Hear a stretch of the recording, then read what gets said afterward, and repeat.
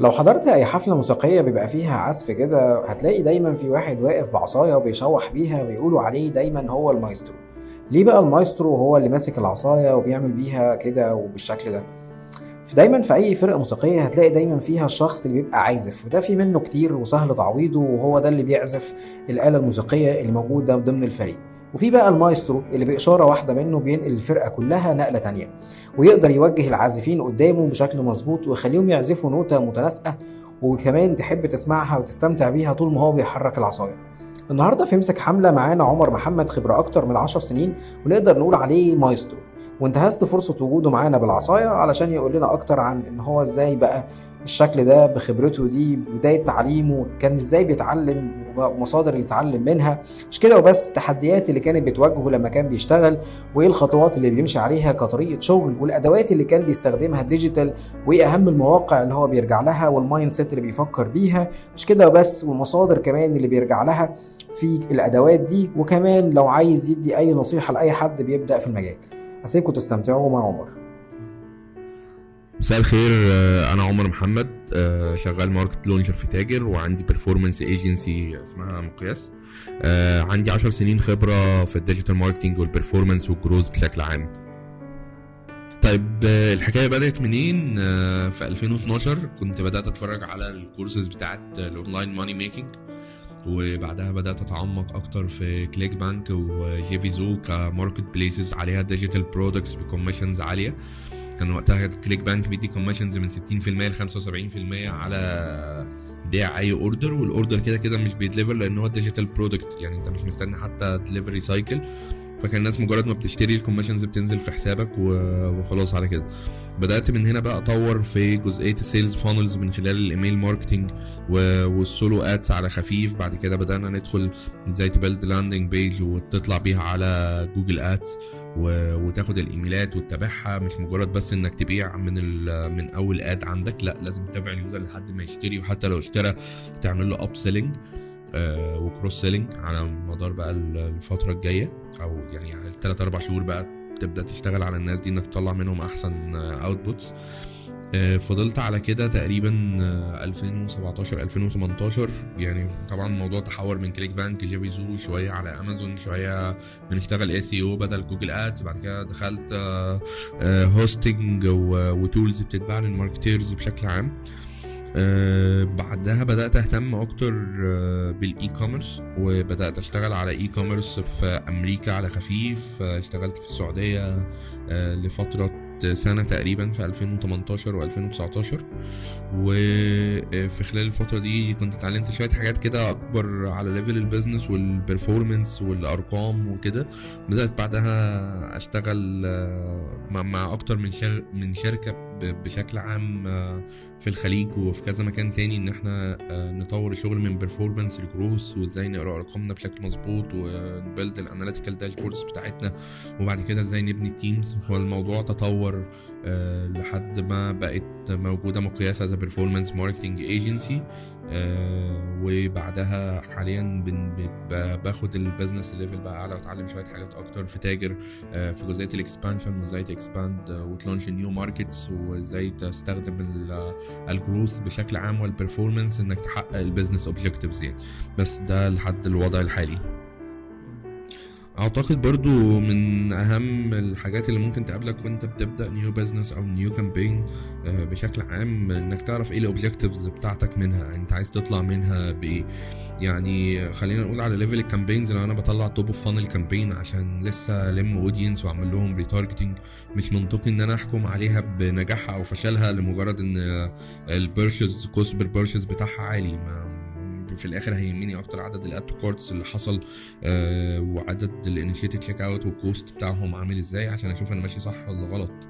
بشكل عام لو انا شغال على ريتارجتنج مش هيهمني انا عندي كام اد تو كارت، لان كده كده الناس دي عملت اد تو كارت قبل كده، فانا بهتم اكتر بالبيرشز. لو انا ببدا نيو بزنس او بجوين حاجه جديده، ايه الاوبجكتيف بتاعي؟ الاوبجكتيف بتاعي ان انا اتعلم حاجات جديده واستفيد منها، ولا ان انا ميك ماني، ولا ان انا اعمل ايه بالظبط؟ يعني مجرد سيتنج الاوبجيكتيف الاساسي بتاعك هو اللي بيحدد اذا كنت انت اصلا هتكمل ولا لا.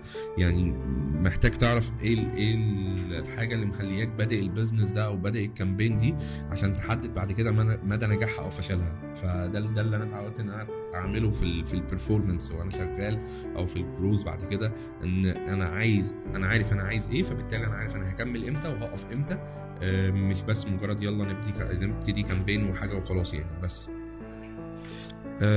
من اهم بقى الحاجات المساعده في الشغل بتاعك وفي التطور بتاعك هي انك بتذاكر لمين ومدرسته ايه في الشغل، وبتستخدم تولز برضو عامله ازاي في قرايه الشغل بتاعك. يعني لو جينا نتكلم على حته التولز في قرايه الشغل، فانت عندك البيزكس تولز زي جوجل اناليتكس. لو هتابجريد شويه عندك ميكس بانل.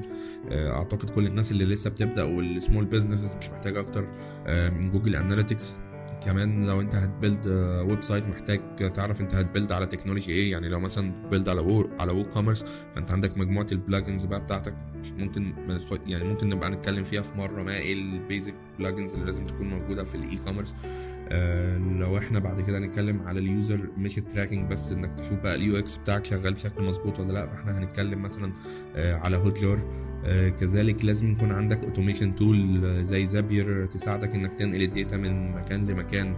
الليدز مثلا لو بيجيلك على فيسبوك او على ووكوميرس، ازاي توديها بقى على جوجل شيت عشان تقدر تقراها بشكل احسن بعد كده وتحركها للفولفيلمنت سنتر بتاعك او تاوتوميت بشكل عام الشغل بتاعك. يعني دي في تولز كتير قوي في الحته دي. بس فحته الاناليتكس وازاي تشوف اليو اكس بتاعك واليوزر جيرني بتاعتك والاوتوميشن، اعتقد دول من اهم 3 يعني من اهم 3 حاجات او من اهم 3 تولز لازم تستخدمهم. حته بقى المصادر انك تتعلم منها، يعني هنا بتختلف بقى من شخص لشخص يعني، او كل حته بتتعلمها من شخص معين. لو هنيجي نتكلم مثلا على حته المايند سيت از يعني اي كوميرس او حد عايز يشتغل في البرفورمانس على روقان، فانت محتاج بقى تذاكر شويه لتيم فيرس وتتعلم منه ازاي تريستراكشر طريقه شغلك بشكل عام. لو هنتكلم في المايند سيت كميديا باير، فاعتقد من اهم الناس مولي بيتمان. لو هنتكلم في المايند سيت از اي كوميرس بشكل عام بقى في الشغل نفسه والتولز اللي تستخدمها وتطور شغلك ازاي، فعزرا فايرستون. لو هنتكلم في الادز بالتفاصيل اكتر وازاي تبيلد فانل بقى على ليفل الادز، وازاي تقرا ارقامك بشكل مظبوط، وازاي تعمل سكيلينج، فدبش مانديليا من احسن الناس في الحته دي. بعد كده بقى تدخل في جوجل ادز والحاجات دي، فمثلا نبدا نتكلم على تريستيان بروتون. فهم اشخاص مختلفين ومدارس مختلفه. يعني ممكن الادز يكون في حد مدرسته احسن، مولي بيتمان بتشرح ادز بس بطريقه معينه غير دبش. عزرا كذلك كان عنده كورسز في الادز. فكل واحد فيهم يعني انا بشوف كل واحد مدرسه معينه في حته معينه انا متوافقه مع الاوبجكتيفز بتاعتي اللي انا بشتغل عليها، فبتعلم منهم بشكل احسن في الحته دي. لو هقول بقى نصيحة للناس اللي بتبتدي في المجال، يعني حاول تعرف اكتر عن نفسك وعن المايند سيت بتاعتك، وهل انت الشخص اللي هيفيت مع المجال ده. يعني مثلا في حاجه بسيطه جدا، في تيست اسمه 16 personalities، ده بتجاوب على كام سؤال، بيبدا يديك حروف تعبر عن شخصيتك. فلو انت بتعمل التيست ده ولقيت في الحروف بتاعتك حرف اف اللي هو الفيلينجز هي اللي بتحركك، فبسم الله ما اعتقدش ان المجال بتاع البرفورمانس هيكون مناسب ليك، لان مجال كله ارقام وبتحكم بالارقام، مش مجرد اصل دي عجباني والديزاين ده عجبني. فانت محتاج تعرف اكتر عن نفسك وتشوف هل نفسك هتقدر تفت مع المجال اللي كله ارقام وشغل كتير وتولز واوتوميشن وسرعه تغير كبيره، مش مجرد حاجه هتتعلمها شهر شهرين وتركن عليها بقى بتشتغل بيها 2-3 قدام. لا، انت بتتعلم كل يوم. فلو انت مش الشخص ده، ودي حاجه مش عيب يعني انك ما تكونش الشخص ده، ممكن تبدا تفكر في يعني باسز تانية ممكن تمشي فيها. لو لقيت نفسك لا اوكي تقدر تأدابت مع حجم التغيرات والتطورات اللي بتحصل، فدوس وابدأ اشتغل وذاكر فيه على طول. في النهاية حابب أشكر محمود على الاستضافة دي، وأعتقد ناس كتير هتستفيد من الفكرة اللي محمود شغال عليها وتطور من نفسها بناء على المعلومات اللي هتاخدها يعني. شكرا يا محمود. شكرا يا عمر، وإن شاء الله تكونوا استفدتوا من إجاباته، وانتظروا قريبا خبرات تانية تبقى معانا في امسك حملة.